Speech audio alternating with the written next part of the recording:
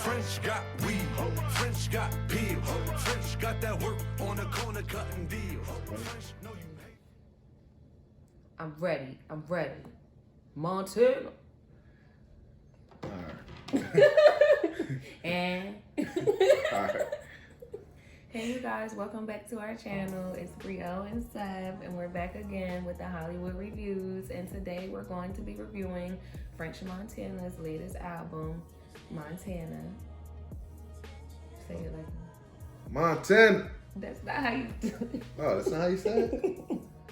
That's how you do. That's not how Nicki Minaj did it. Anyway. I'm not saying like Nicki Minaj. Like, what the hell? Like, you could have did that yourself instead of trying to make me fucking sound like her.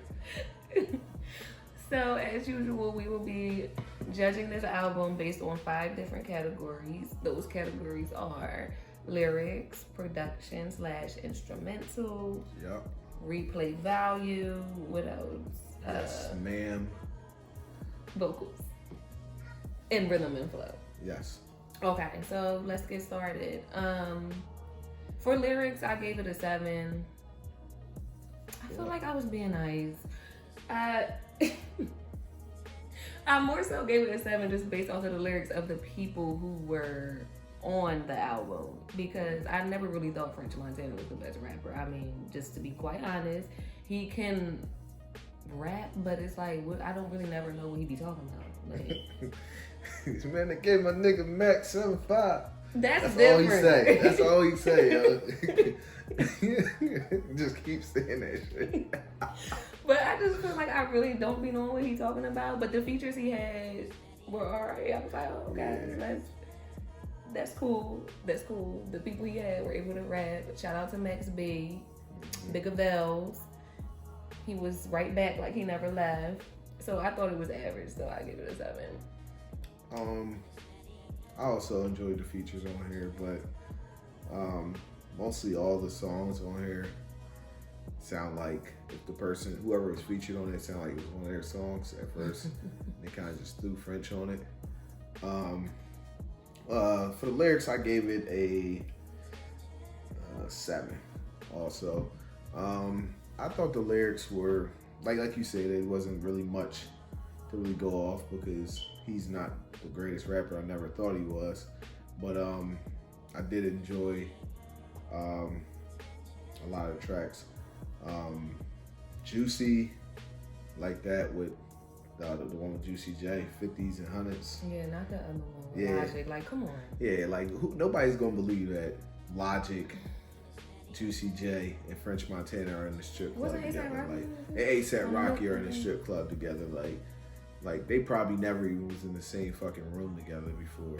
Like, like let's be real. Like nobody ain't fucking hanging out with Logic in the strip club. So why even put him on a track?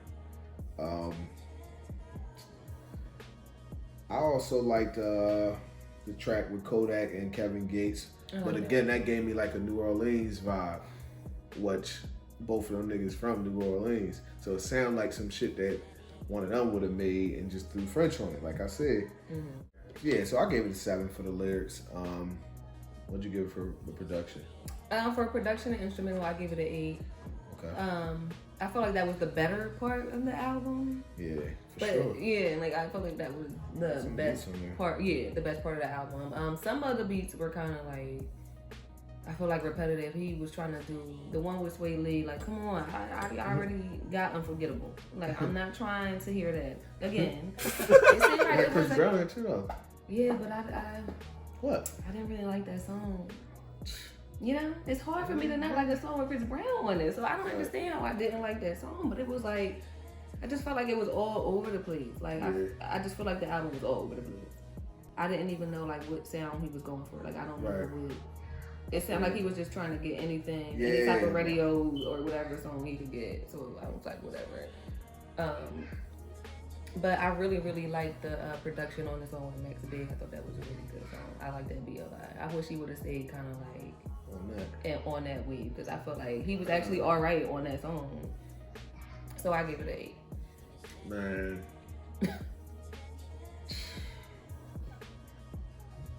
All right, look, some of these beats is good on this album.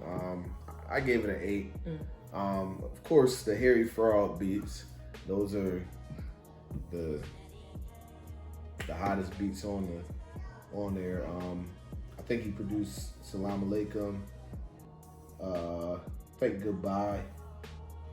I like the beat on Salam Alaykum, but I didn't like the rap. Yeah, like that made me like the song, like just because of the beat. Like, and I already knew it was him though, because I know that's what he used to rap off a lot when they was doing the Coke Boys shit. Like a lot of them beats was all Harry Fraud shit. So Coke Boys was lit though.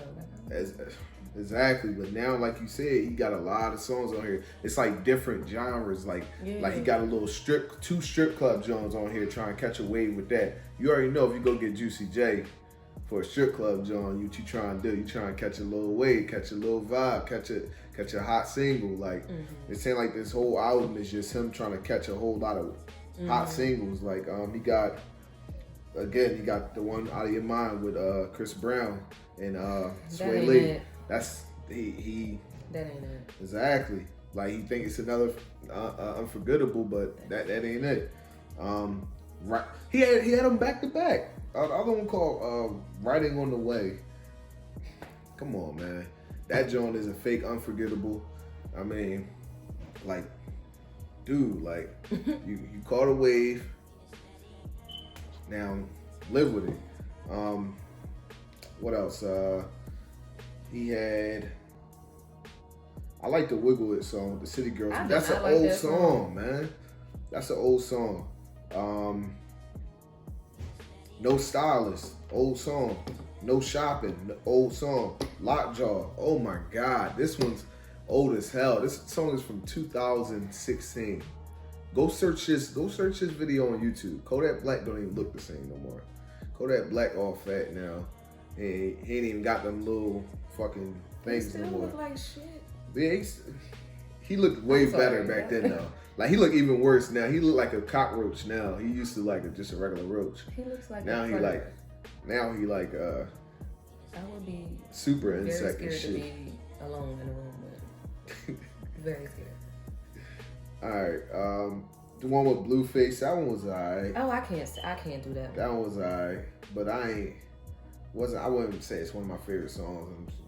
He went and got Post Malone for Writing on the Wall because he already knew. That one wasn't bad. Exactly, but like you put these type of people on here, like it ain't gonna be bad. Even with the Chris Brown and Sway Lee joint, the song ain't bad. It's just like, man, this whole album is nasty. Man. Like, this whole album is nasty, man. First of all, the nigga mysteriously got in the hospital. Oh, don't do and then, nah, fuck that, yo. Nah, because I'm really starting to think this shit was a rollout. Just because he put these old ass songs on here, he trying to like boost his sales and everything. They say he already went gold. Like how? Because you got these old ass songs on here. Right. No Stylist, fucking Lockjaw. Like, come on, man. Dog. The whole thing, he was in the hospital. Then on Wednesday, he tweeted, or he posted on his Instagram, like, his album is dropping. We ain't had no static from him about dropping the album or nothing like that. He just basically said on Wednesday, I'm not saying he was in the hospital for, like, the whole hospital, like, he really ain't have an issue. But the fact that he kind of used it to drop for a rollout to drop his album, that's the nasty part. Like, so I'm not saying he was lying about the whole thing, but like the whole, like for you to like use your little hospital visit or whatever the fuck you was doing in there, because nobody really knows why he's in the hospital, but for you to use that and basically use that to drop your album, then put these old ass songs on here, then put a bunch of songs that sound like you're trying to catch a wave. It just seemed, I don't know, desperate. Like, and I don't know why he desperate. I hope he ain't broke, but I don't think, because I don't dislike him as a person, but it's just like I don't even know him. So, but I don't seem like a bad guy or a corny dude. It's just this album just, it got a few Jones in there, but they ain't really it. Like, all right, enough on that rant. Let's move on to vocals. What'd you give it for vocals? For vocals, I gave it a 7. I just thought it was average. Wasn't good. Wasn't bad. Y'all think he not singing? No. All right. But I like Sway Lee when he's saying whatever he be doing. You ain't like Chris Brown part? I like Chris Brown part, but I did not like this song altogether, like collectively. Like I just, of course, I'm gonna like Chris Brown part. He, you know, he take over every damn song that he on. He gonna sing. That's just what he do. Right. But I wasn't. It wasn't trash. I got you. But it wasn't like lit either. So I just gave it an average 7. I gave it a 7 also, and yeah, right. It was pretty average. He tries to sing, but I don't think he sounds any better or any worse than like any other rapper trying to sing. Like, you know, when they put a little bit of auto tune in their voice, and they don't sound that bad because they're the auto tune. I did like Post Malone is singing on there. I think he's a little step above. I like some of these other rappers that sing and shit. Sway Lee, same thing. He's a rapper that sings too. I think he sings a little bit better than most of them. And again, Chris Brown, we know what Chris Brown represents. So, I mean, altogether, again, I gave it a 7. Okay, so next is Rhythm and Flow, right? Yeah. Okay, for Rhythm and Flow, I gave it an 8. Now you sound starting to think you copied me. You got an 8 too? Yeah. I gave it an 8 just because some of the beats, the ones that are not the same, like the ones that were trying to be like it's not Afro, I don't know if like Unforgettable is Afro beats, but whatever that sound is, once I was able to step away from that, which was like 2 or 3 songs like that. Yeah, some type of like Caribbean. Vibe which is fine. I like that too, but I don't want you to just always try to recreate the same damn song. Well, he is like Moroccan or some shit like that though. Okay. So I think that's kind of like a part of his. I know, but it just started being a part of his actual like music. Right, like he was talking about coke for years. I don't even think he's like, which is fine. Like I know you want to evolve and do all of that, but whatever. I actually thought the Rhythm and Flow was okay, so I gave it an 8. Yeah, same thing here. I gave it an 8 also.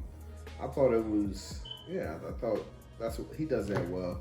I think he's one of the rappers that you more likely are listening to his song just to, hear it in the way that he flow on it versus like listening to what he actually saying, especially on most of his newer shit because you don't know what he's saying.